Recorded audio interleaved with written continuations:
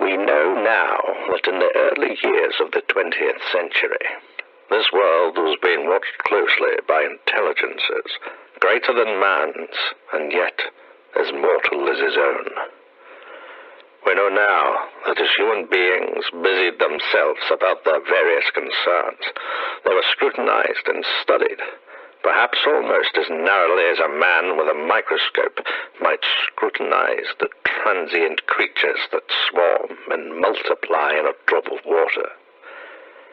With infinite complacence, people went to and fro over the earth about their little affairs, serene in the assurance of their dominion over this small, spinning fragment of solar driftwood by which, by chance or design, man has inherited out of the dark mystery of time and space.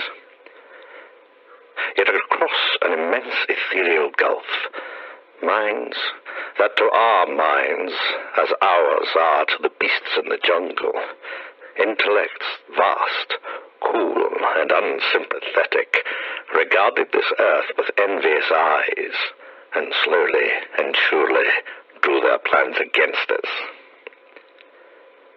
In the 39th year of the 20th century came the Great Disillusionment. It was near the end of October. Business was better. The war scare was over. More men were back at work. Sales were picking up. On this particular evening, October 30, the Crossley Service estimated that 32 million people were listening in on radios. For the next 24 hours, not much change in temperature. A slight atmospheric disturbance of undetermined origin is reported over Scotland, causing a low-pressure area to move down rather rapidly over the northeast, bringing a forecast of rain accompanied by winds of light gale force. Maximum temperature 55, minimum 43. This weather report comes to you from the Royal Meteorological Society. We now take you to the Meridian Room in the Hotel Park Plaza in London, where you'll be entertained by the music of Raymond Ricciello and his orchestra. Good evening, ladies and gentlemen, from the Meridian Room in the Park Plaza, Mayfair. We bring you the music of Raymond Ricciello and his orchestra with a touch of Spanish. Raymond Ricciello leads off with La Compresaria.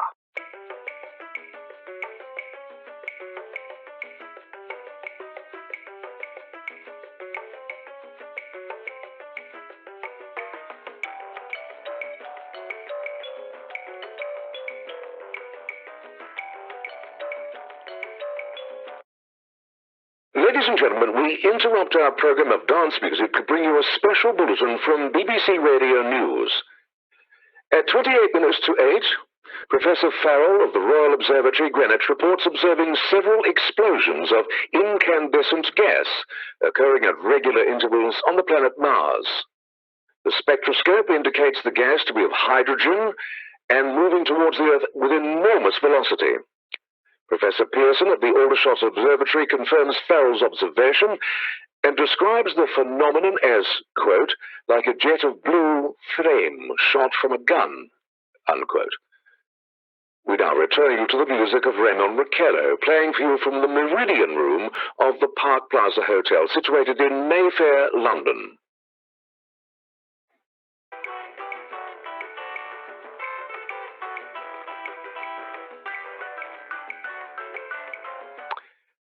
Ladies and gentlemen, following on from the news given in our bulletin a moment ago, the Royal Meteorological Society has requested the large observatories of the country to keep an astronomical watch on any further disturbances occurring on the planet Mars. Due to the unusual nature of this occurrence, we've arranged an interview with noted astronomer Professor Pearson, who will give us his views of the event. In a few moments, we'll take you to the Aldershot Observatory in Hampshire. We'll return you until then to the music of Raymond Ricciello and his orchestra.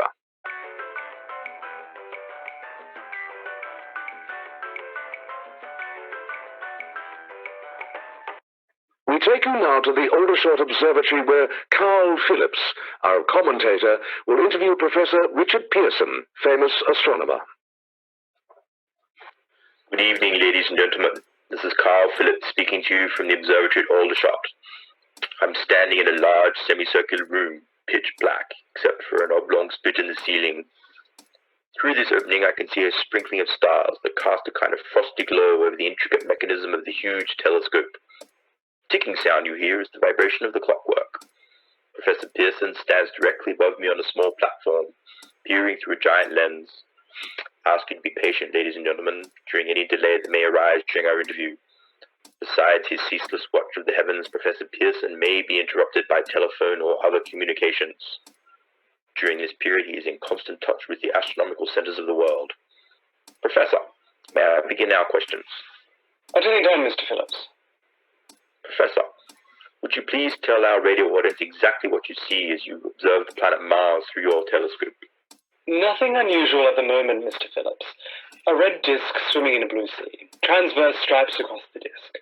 Quite distinct now, because Mars happens to be at the point nearest the Earth, in opposition as we call it. In your opinion, what do these transverse stripes signify, Professor Pearson? Not canals, I can assure you, Mr. Phillips, although that's the popular conjecture of those who imagine Mars to be inhabited. From a scientific viewpoint, the stripes are merely the result of atmospheric conditions peculiar to the planet. Then you're quite convinced as a scientist that living intelligence as we know it does not exist on Mars. I'd say the chances against it are 1,000 to 1. And yet, how do you account for those gas eruptions occurring on the surface of the planet at regular intervals? Mr. Phillips, I cannot account for it. By the way, Professor, for the benefit of our listeners, how far is Mars from Earth? Approximately 40 million miles. Well, that seems a safe enough distance. Thanks. Just a moment, ladies and gentlemen. Someone has handed Professor Pearson a message. While he reads it, let me remind you that we are speaking to you from the Aldershot Observatory, Hampshire, where we are interviewing the world-famous astronomer, Professor Pearson. One moment, please. Professor Pearson has passed me a message which he has just received. Professor, may I read the message to the listening audience? Oh, certainly, Mr. Phillips.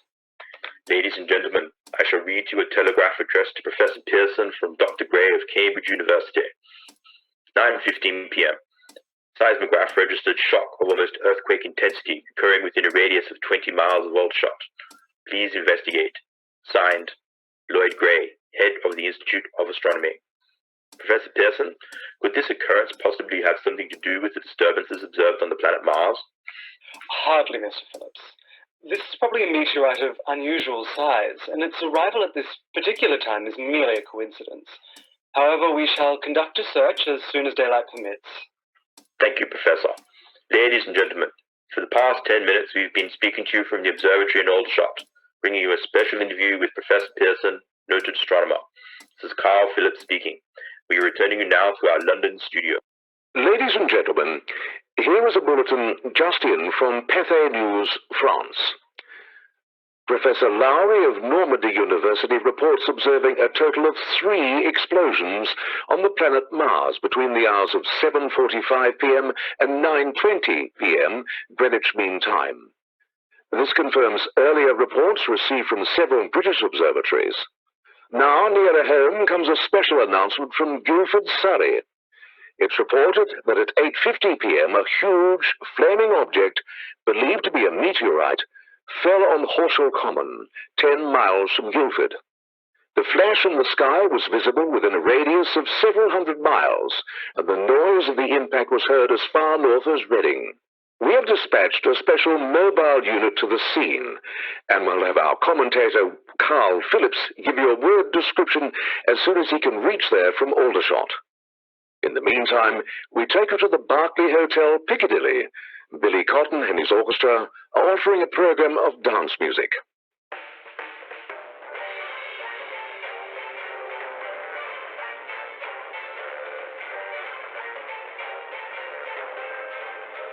We take you now to Horsell Common, Woking. Ladies and gentlemen, this is Carl Phillips again at the Wilmouth Farm, Horsell Common, Woking. Professor Pearson and myself made 11 miles from Aldershot in 10 minutes. I hardly know where to begin to paint for you a word picture of the strange scene before my eyes, like something out of a modern Arabian Nights. Well, I just got here. I haven't had a chance to look around yet. I guess that's it. I guess That's the thing, directly in front of me, half buried in a vast pit. Must have struck with terrific force. The ground is covered with splinters of a tree. It must have struck on its way down. What I can see of the object itself doesn't look very much like a meteor, at least not the meteors I've seen. It looks more like a huge cylinder. It has a diameter of... What would you say, Professor Pearson? What's that? What would you say? What is the diameter? Ooh, about 30 yards. About 30 yards. Metal on the sheath is, well, I've never seen anything like it. Color is sort of yellowish-white. Curious spectators now are pressing close to the object in spite of the efforts of the police to keep them back. They're getting in front of my line of vision. Would you mind standing to one side, please? One side there, one side. While the policemen are pushing the crowd back, here's Mr. Wilmoth, owner of the farm here. He may have some interesting facts to add. Mr. Wilmoth, would you please tell the radio audience as much as you remember of this rather unusual visitor that dropped in your backyard? Step closer, please. Ladies and gentlemen, this is Mr. Wilmoth. Well, I was listening to the radio. Closer and louder, please. Pardon me? Louder, please, and closer. Yes, sir. Well, I was listening to the radio and kind of drowsing. That professor fellow was talking about Mars. So I was half dozing and half... Yes, Mr. Wilmoth. Then what happened? As I was saying, I was listening to the radio kind of halfways. Yes, Mr. Wilmoth. And then you saw something. Not first off. I heard something. And what did you hear? A hissing sound, like this. Kind of like a firework. Then what? Turned my head out the window and would have swore I was to sleep and dreaming. Yes? I seen a kind of greenish streak, and then, zingo! Something smacked the ground. Knocked me clear out of my chair. Well, were you frightened, Mr. Wilmoth? Well, I ain't quite sure. I reckon I was kind of roiled. Thank you, Mr. Wilmoth. Thank you. Want me to tell you some more? No, that's quite all right. That's plenty. Ladies and gentlemen, you've just heard Mr. Wilmoth, owner of the farm where the thing has fallen. I wish I could convey the atmosphere, the background of this fantastic scene. Hundreds of cars are parked in a field behind us. Police are trying to rope off the roadway leading to the farm, but it's no use. They're breaking right through. Cars' headlights throw an enormous spot on the pit where the object's half buried. Some of the more daring souls are now venturing near the edge. Their silhouettes stand out against the metal sheen. One man wants to touch the thing. He's having an argument with a policeman. The policeman wins. Now, ladies and gentlemen, there's something I haven't mentioned in all this excitement, but now it's becoming more distinct. Perhaps you've caught it already on your radio. Listen. Do you hear it? It's a curious humming sound that seems to come from inside the object. I'll move the microphone nearer. Now, we're not more than 25 feet away. Can you hear it now? Professor Pearson. Yes, Mr. Phillips. Can you tell us the meaning of that scraping noise inside the thing? Possibly the unequal cooling of its surface. I see. Do you still think it's a meteor, Professor? I don't know what to think. The metal casing is definitely extraterrestrial, not found on this Earth. Friction with the Earth's atmosphere usually tears holes in a meteorite. This thing is smooth and, as you can see, of cylindrical shape. Just a minute. Something's happening. Ladies and gentlemen, this is terrific. The end of this thing is beginning to flake off. The top is beginning to rotate like a screw. The thing must be hollow.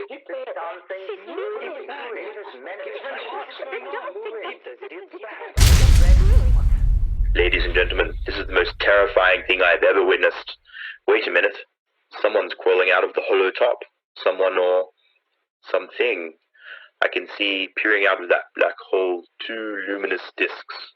Are they eyes? Might be a face. Might be... Good heavens, there's something wriggling out of the shadow like a grey snake. Now it's another one, and another. They look like tentacles to me. There, I can see the thing's body. It's large as a bear, and it glistens like wet leather. But that face, ladies and gentlemen, it's indescribable. I can hardly force myself to keep looking at it. The eyes are black and gleam like a serpent's. The mouth is V-shaped, with saliva dripping from its rimless lips that seem to quiver and pulsate. The monster, or whatever it is, can hardly move. It seems weighed down by possibly gravity or something. The thing's raising up. The crowd falls back now. They've seen plenty. This is the most extraordinary experience. I can't find the words. I'll pull this microphone with me as I talk. I'll have to stop the description until I can take a new position. Hold, will you, please?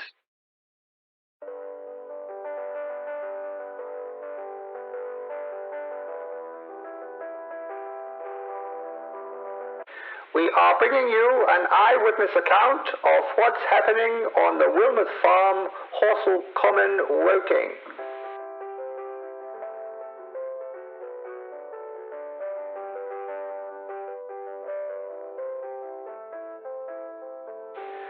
We now return you to Carl Phillips, Horsell Common. Ladies and gentlemen, here I am, behind a stone wall that adjoins Mr. Wilmot's garden. From here I get a sweep of the whole scene.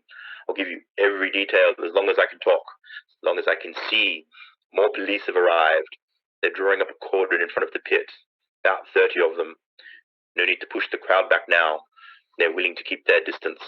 The sergeant is conferring with someone. Can't quite see who. Oh, yes, I believe it's Professor Pearson. Yes, it is. Now they've parted. The professor moves around one side, studying the object, while the sergeant and two policemen advance with something in their hands. You can see it now. It's a white handkerchief tied to a pole, flag of truce. Those creatures know what that means. What anything means. Wait, something's happening. A humped shape is rising out of the pit. To make out a small beam of light against the mirror. What's that? There's a jet of flame springing from the mirror, and it leaps right at the advancing men. Strikes them head on. Good Lord, they're turning into flame. Now the whole field's caught fire. Woods, the barns, the petrol tanks of vehicles, it's spreading everywhere. It's coming this way, about 20 yards to my right. Ladies and gentlemen, due to circumstances beyond our control, we are unable to continue the broadcast from Horsell Common. Evidently, there's been some difficulty with our field transmission. However, we will return to that point at the earliest opportunity. In the meantime, we have a late bulletin from Manchester.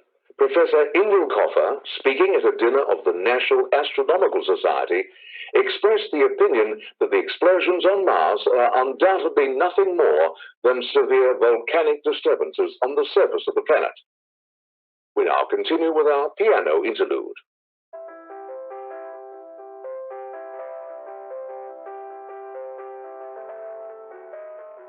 Ladies and gentlemen, I've just been handed a message that came from Horsell Common by telephone. Just a moment. At least 40 people, including 6 policemen, lie dead in a field east of the village of Knapp Hill. Their bodies burned and distorted beyond all possible recognition.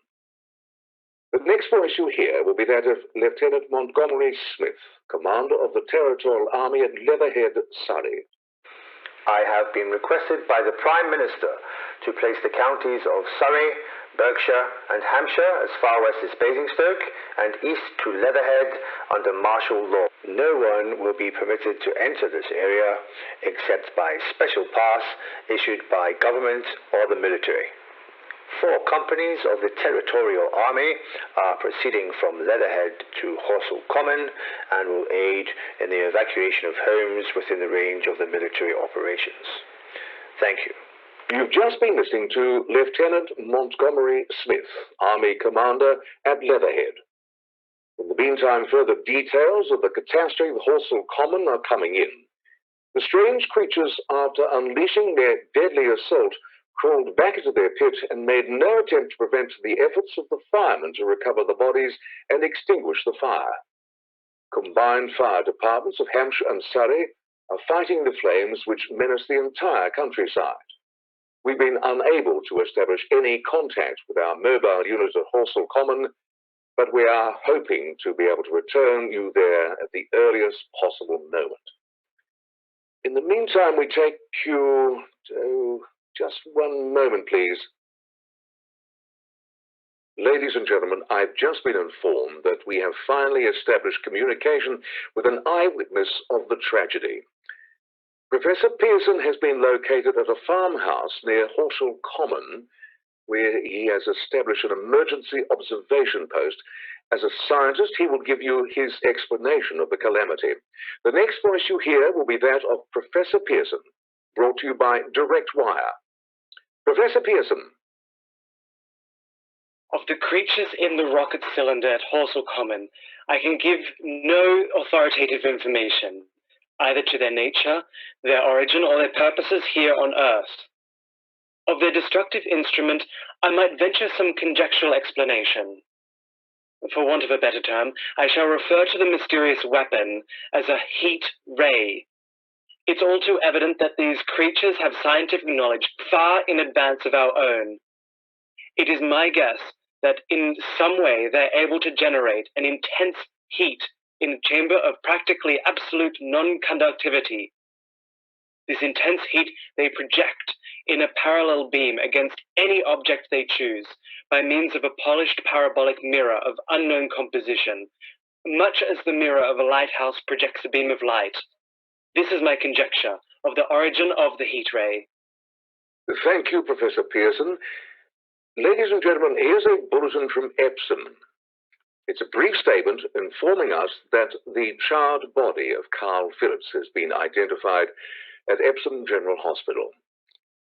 Now here's another bulletin from Finsbury. The Office of the Director of the British Red Cross reports 10 units of Red Cross emergency workers have been assigned to the headquarters of the Territorial Army stationed outside Horshall Common in Woking.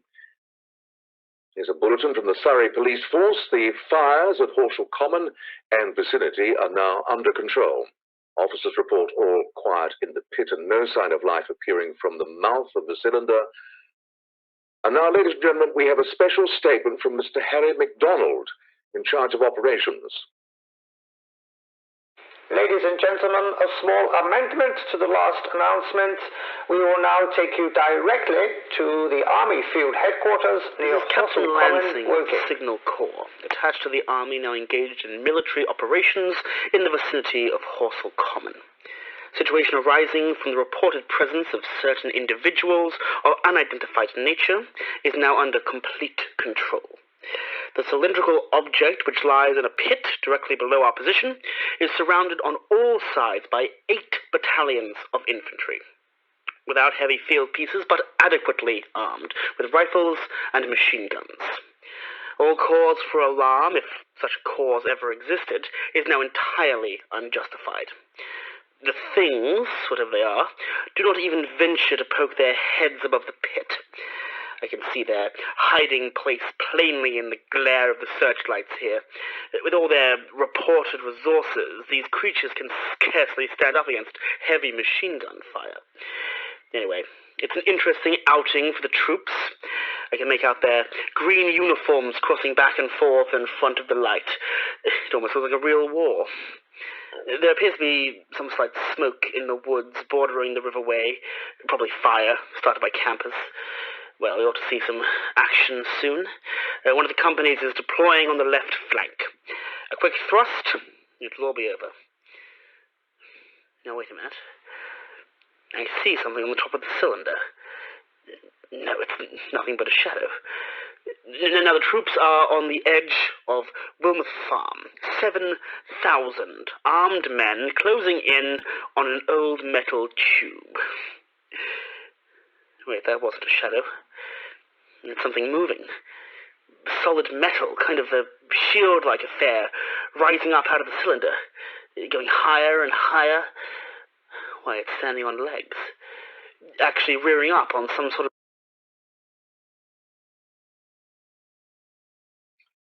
Ladies and gentlemen, I have a grave announcement to make.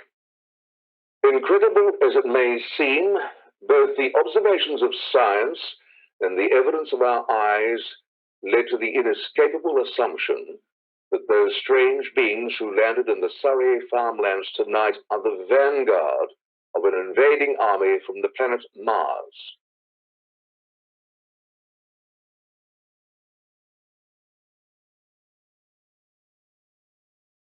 The battle which took place tonight at Horshall Common has ended in one of the most startling defeats ever suffered by any army in modern times.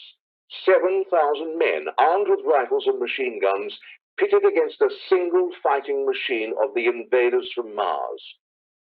120 known survivors. The rest strewn over the battle area from Horsham Common to Weybridge, crushed and trampled to death under the metal feet of the monster, or burned to cinders by its heat ray. The monster is now in control of the 3 counties and is moving towards the capital. Communication lines are down from London to the English Channel. Railway tracks are torn and services from London to the north discontinued, except routing some of the trains through Norwich and York. Motorways to the north, south and west are clogged with frantic human traffic. Police and army reserves are unable to control the mad flight. By morning, the fugitives will have swelled Reading and Southampton. It is estimated to twice their normal population. At this time, martial law prevails throughout Southwest. We take you now to Downing Street for a special broadcast on the national emergency. The Home Secretary. Citizens of the nation, I shall not try to conceal the gravity of the situation that confronts the country, nor the concern of your government in protecting the lives and property of its people. However, I wish to impress upon you, private citizens and public officials, all of you, the urgent need of calm and resourceful action. Fortunately, this formidable enemy is still confined to a comparatively small area, and we may place our faith in the military forces to keep them there. In the meantime, placing our faith in God, we must continue the performance of our duties, each and every one of us, so that we may confront this destructive adversary with a nation united, courageous, and consecrated to the preservation of human supremacy on this earth. I thank you. You have just heard the Home Secretary speaking from Downing Street. Bulletins too numerous to read are piling up in the studio here. We're informed the whole of southeast England is blacked out from radio communication due to the effect of the heat ray upon power lines and electrical equipment. Here's a special bulletin from London. Cables received from English, French, German scientific bodies offering assistance. Astronomers report continued gas outbursts at regular intervals on planet Mars. Majority voice opinion that enemy will be reinforced by additional rocket machines. Attempts made to locate Professor Pearson of Aldershot, who has observed Martians at close range. It's feared he is lost in recent battle. RAF Bryce Norton. Scouting planes report 3 Martian machines visible above treetops moving north from Reading with population fleeing ahead of them. Heat ray not in use, although advancing at express train speed, invaders pick their way carefully. They seem to be making conscious effort to avoid destruction of cities and countryside. However, they stop to uproot power lines, bridges, and railway tracks. Their apparent objective is to crush resistance, paralyze communication, and disorganize human society.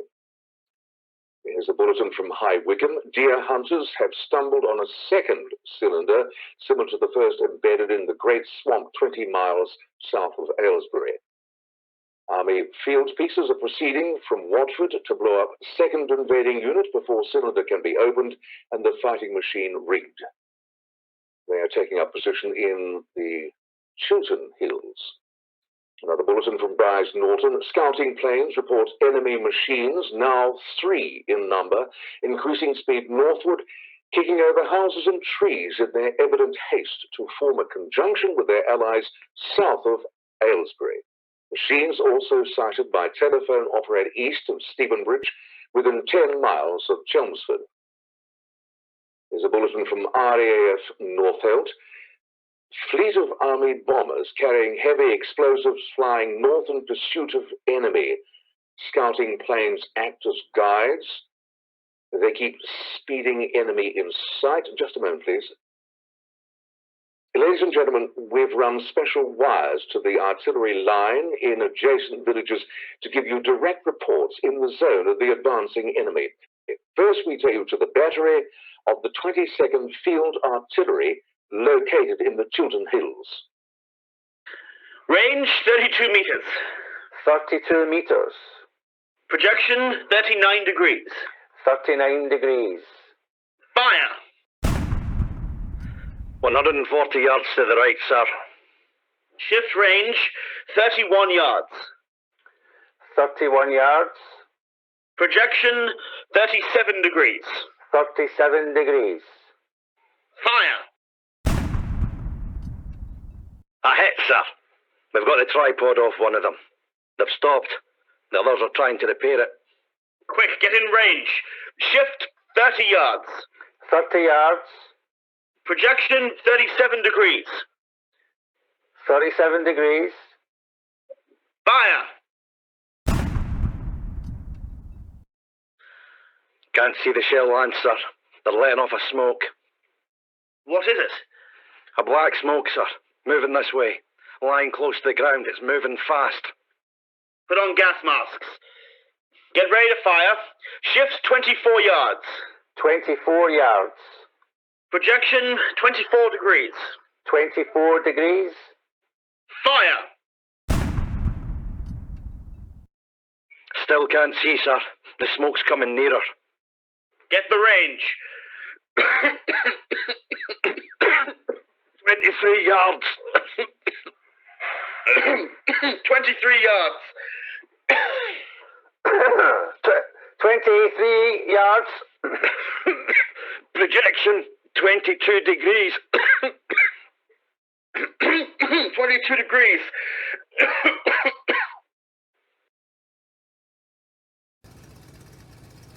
Army bombing plane V-843, RAF Turnhill, Lieutenant Fort, commanding 8 bombers. Reporting to Commander Fairfax, Bryce Norton. This is Fort, reporting to Commander Fairfax, Bryce Norton. Enemy tripod machines now in sight. Reinforced by 3 machines from the Aylesbury cylinder.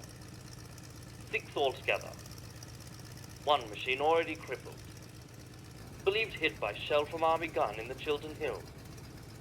Guns now appear silent. A heavy black fog hanging close to the earth. Of extreme density, nature unknown. No sign of heat ray. Enemy now turns east towards Watford. Evident objective is the City of London. They're pushing down a high-tension power station. The machines are close together now, and we're ready to attack. Plane circling, ready to strike. 1,000 yards, and we'll be over the first. 800 yards. 600. 400. 200. There they go. The giant arm raised. Green flash. They're spraying us with flame. 2,000 feet. Engines are giving out. No chance to release the bomb. Only one thing left. Drop on them, plane and all. We're diving on the first one. Now the engine's gone. 8.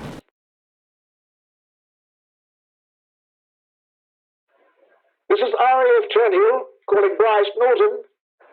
This is RAF Turnhill, calling Bryce Norton. Come in, please. This is RAF Bryce Norton. Go ahead. 8 Air Force bombers in engagement with enemy tripod machines, Buckinghamshire. Engines incapacitated by heat ray, all crashed. 1 enemy machine destroyed. Enemy now discharging heavy black smoke in direction of... This is Stratford, London. This is Stratford, London. Warning. Poisonous black smoke pouring in from Hackney Marshes. Reaches Romford Road. Gas mask useless. Urge population to move into open spaces. Traffic. Use of B109 and B165. Avoid congested areas. Smoke now spreading over Victoria Park. 2X2L. Calling CQ. 2X2L. Calling CQ. 2X2L. Calling 8X3R. Come in, please. This is 8X3R. Coming back at 2X2L. How's reception? How's reception? Kay, please. Where are you, 8X3R? What's the matter? Where are you? I'm speaking from the roof of Broadcasting House here in London. The bells you hear are ringing to warn people to evacuate the city as the Martians approach. Estimated in the last 2 hours, 3 million people have moved out along the roads to the north. The A1 still kept open for motor traffic. Avoid bridges to the south of the River Thames, hopelessly jammed at this stage. All communication with RAF Bryce Norton closed 10 minutes ago. No more defences, army wiped out, artillery, air force, everything wiped out. This may be the last broadcast. We'll stay here to the end. People are holding a service below us in the church. Now I look down the river, all manner of boats, overloaded with fleeing population, pulling out from every wharf. The streets are all jammed, a noise in crowds like New Year's Eve in the city. Wait a minute. Enemy now in sight above Notting Hill. 5 great machines. First one is crossing the river. I can see it from here, wading the Thames like a man wading through a brook. Bulletin's just been handed to me. Martian cylinders are falling all over the country. One outside Liverpool, one in Glasgow, Aberdeen. Seem to be timed and spaced. Now the first machine reaches the shore.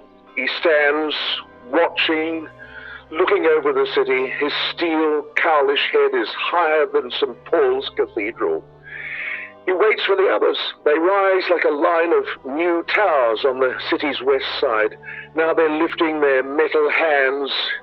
This is the end now. Smoke comes out, black smoke drifting over the city. People in the streets see it now. They're running towards the river, thousands of them, dropping like rats. Now the smoke's spreading faster. It's reached Trafalgar Square. People trying to run away from it. It's no use. They're falling like flies. Now the smoke's crossing Piccadilly Circus. Oxford Circus, 100 yards away. It's 50 feet.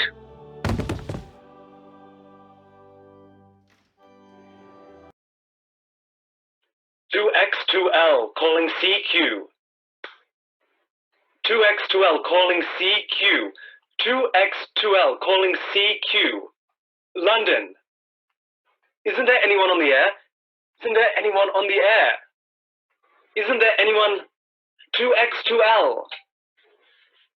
You're listening to a BBC presentation of Orson Welles and the Mercury Theatre on the air in an original dramatisation of The War of the Worlds by H.G. Wells. The performance will continue after a brief intermission. This is the British Broadcasting Corporation. As I set these notes down on paper, I'm obsessed by the thought that I may be the last living man on Earth. I've been hiding in this empty house near Horsham Common, a small island of daylight cut off by the black smoke from the rest of the world. All that happened before the arrival of these monstrous creatures in the world now seems part of a life that has no continuity with the present furtive existence of the lonely derelict who pencils these words on the back of some astronomical notes bearing the signature of Richard Pearson. I look down at my blackened hands, my torn shoes, my tattooed clothes, and I try to connect them with a professor who lives at Aldershot, and who, on the night of October 30, glimpsed through his telescope at an orange splash of light on a distant planet. My wife, my colleagues, my students, my books, my observatory, my world, where are they? Did they ever exist? Am I Richard Pearson? What day is it? Do days even exist without calendars? Does time pass when there are no human hands to wind the clock? In writing down my daily life, I tell myself I shall preserve human history between the dark covers of this little book that was meant to record the movement of the stars. But to write I must live, and to live I must eat. I find mouldy bread in the kitchen, and an orange not too sport to swallow. I keep watch at the window. From time to time, I catch sight of a Martian above the black smoke.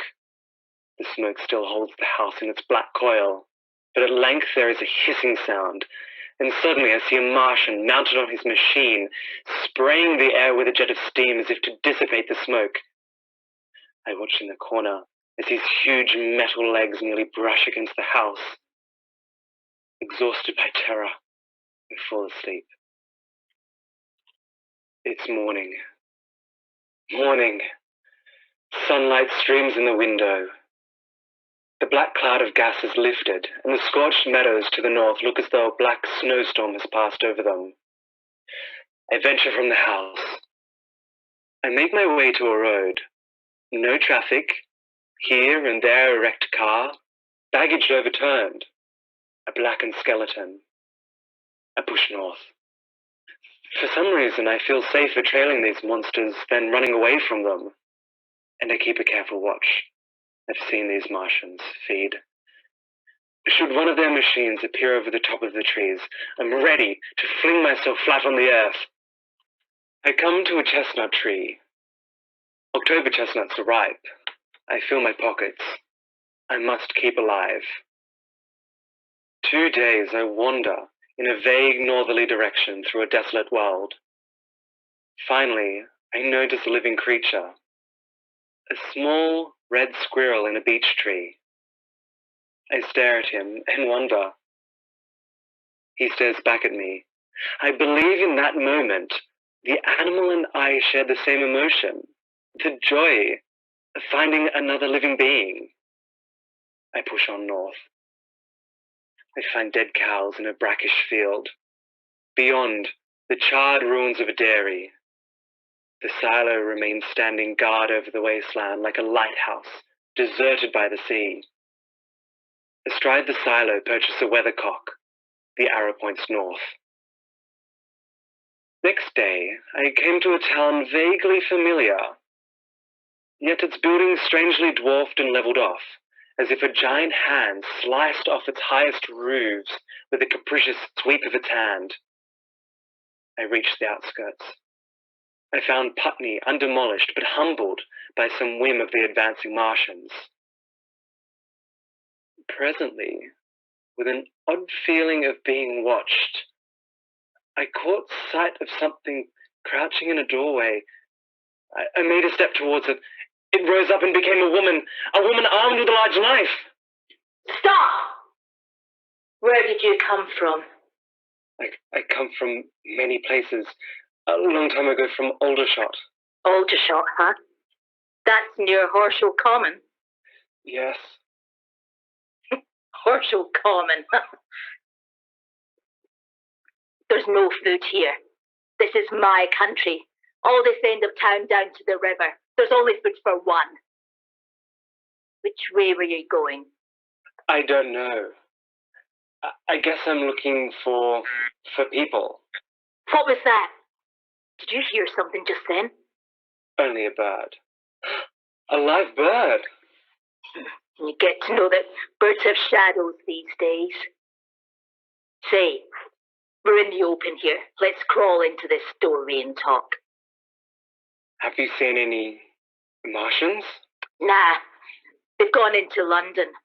At night, the sky's alive with their lights, just as if people were still living in it.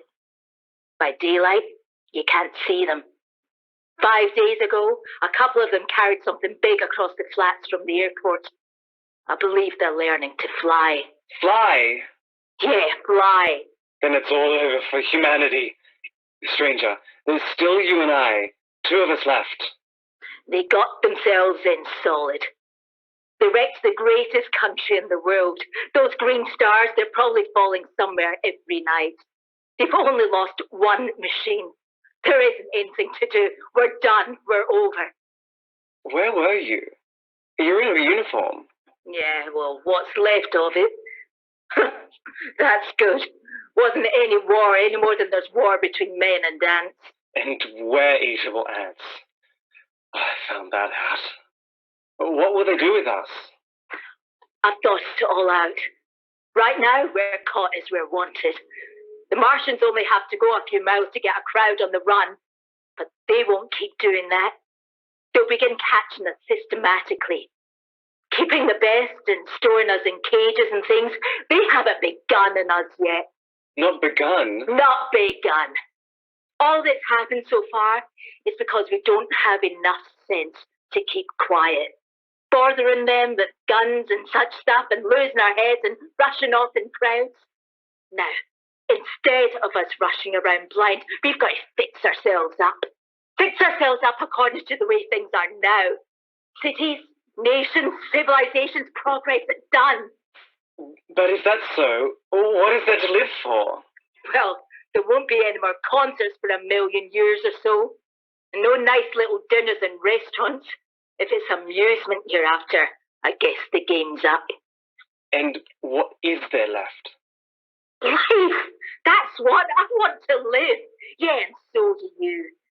We're not going to be exterminated, and I don't mean to be caught either, or tamed, or fattened and bred like an ox. What are you going to do? I'm going on, right under their feet. I got a plan. We humans as humans are finished. We don't know enough. We got to learn plenty before we've got a chance. And we've got to live and keep free while we learn, see? I thought it all out, see? Tell me the rest. Well, it isn't all of us that were made for wild beasts, and that's what it's got to be. And that's why I watched you. All these little office workers that used to live in these houses, they'd be no good. They haven't got any stuff to them. They just used to run off to work. I'd seen hundreds of them running wild to catch their commuter trains in the morning for fear they'd be canned if they didn't. Running back at night, afraid they won't be in time for dinner. Life's insured, a little invested in case of accidents. And on Sundays, worried about the hereafter. The Martians would be a godsend for those guys. Nice roomy cages, good food, careful breeding, no worries. After a week or so, chasing about the fields on empty stomachs, they'll come and they'll be glad to be caught. You've thought it all out, haven't you? You bet I have. And that isn't all. Those Martians will make pets of some of them, train them to do tricks, who knows? Get sentimental over the pet boy who grew up and had to be killed. And some, maybe, they'll train to hunt us. No, that's impossible. No human being. Yes, they will. There's men who'll do it gladly. If one of them ever comes after me, why, I'll... In the meantime, you and I, and others like us, where are we to live when the Martians on the Earth? I've got it all figured out. We'll live underground. I've been thinking about the sewers. Under London are miles and miles of them. The main ones are big enough for anybody. Then there's cellars and vaults and underground storerooms, railway tunnels, subways. You begin to see, eh? And we'll get a bunch of strong people together. No weak ones, that's rubbish. How? And you meant me to go? Well, I gave you a chance, didn't I? We won't quarrel about that. Go on. We've got to make safe places for us to live in, see? And get all the books we can. Science books. That's where men like you come and see. We'll raid the museums. We'll even spy on the Martians. It may not be so much we have to learn before... Just imagine this. 4 or 5 of their own fighting machines suddenly start off. Heat rays, right and left. Not a Martian in them. Not a Martian in them. But us. People who have learned the way how. It may even be in our time. Imagine having one of them lovely things with its heat ray wide and free. We turn it on Martians. We turn it on men. We bring everybody down to their knees. That's your plan? You and me and a few more. We'd own the world. I see. Say, what's the matter? Where are you going? Not to your world. Goodbye, stranger. After parting with the policewoman, I came at last to Putney Bridge. I crossed anxious to know the fate of the great city on the other side of the Thames. Cautiously, I made my way along Fulham Road. I reached South Kensington, and there again were black powder and several bodies, and an evil, ominous smell from the gratings of the cellars of some of the houses. I wandered up Baker Street. I stood alone at Regent's Park. I caught sight of a lean dog running down Park Road with a piece of dark brown meat in his jaws and a pack with starving mongrels at his heels. He made a wide circle around me, as though he feared I might prove a fresh competitor. I walked up Wellington Road in the direction of that strange powder, past silent shop windows displaying their mute wares to empty pavements, past Lord's cricket ground, silent, dark. Near St. John's Wood, I noticed models of 1939 motor cars in the showrooms facing empty streets. I watched a flock of black birds circling in the sky. I hurried on. I caught sight of the hood of a Martian machine, standing somewhere in Regent's Park, gleaming in the late afternoon sun. An insane idea! I rushed recklessly across the canal and onto Primrose Hill. From there I could see, standing in a silent row, 19 of those great metal titans, their cowls empty, their great steel arms hanging listlessly by their sides. I looked in vain for the monsters that inhabited those machines. Suddenly, my eyes were attracted to the immense flock of black birds that hovered directly above me. They circled to the ground, and there, before my eyes, stark and silent, lay the Martians, with the hungry birds pecking and tearing brown shreds of flesh from their dead bodies. Later, when their bodies were examined in the laboratories, it was found that they were killed by the putrefactive and diseased bacteria against which their systems were unprepared, slain, after all man's defenses had failed, by the humblest thing that God in his wisdom put upon this earth. Before the cylinder fell, there was a general persuasion that through all the deep of space, no life existed beyond the petty surface of our minute sphere. Now we see further. Dim and wonderful is the vision I have conjured up in my mind, of life spreading slowly from this little seedbed of the solar system, throughout the inanimate vastness of sidereal space. But that is a remote dream. It may be that the destruction of the Martians is only a reprieve. To them, and not to us, is the future ordained, perhaps. Strange it now seems to sit in my peaceful study at Aldershot, writing down this last chapter of the record that began at a deserted farm in Woking. Strange to see from my window the university spires, dim and blue through an April haze. Strange to watch children playing in the streets. Strange to see young people strolling on the green, where the new spring grass heals the last black scars of a bruised earth. Strange to watch the sightseers enter the museum, where the disassembled parts of a Martian machine are kept on public view. Strange when I recall the time when I first saw it, bright and clean cut, hard and silent, under the dawn of that last great day. This is Orson Welles, ladies and gentlemen. Out of character to assure you that the War of the Worlds has no further significance than as the holiday offering it was intended to be. The Mercury Theatre's own radio version of dressing up in a sheet and jumping out of a bush and saying, boo. Starting now, we couldn't soap all your windows and steal all your garden gates by tomorrow night. So we did the next best thing. We annihilated the world before your very ears and utterly destroyed the BBC. You will be relieved, I hope, to learn that we didn't mean it, and that both institutions are still open for business. So, goodbye, everybody, and remember the terrible lesson you learned tonight. That grinning, glowing, globular invader of your living room is an inhabitant of the pumpkin patch, and if your doorbell rings and nobody's there, that was no Martian. It's Halloween.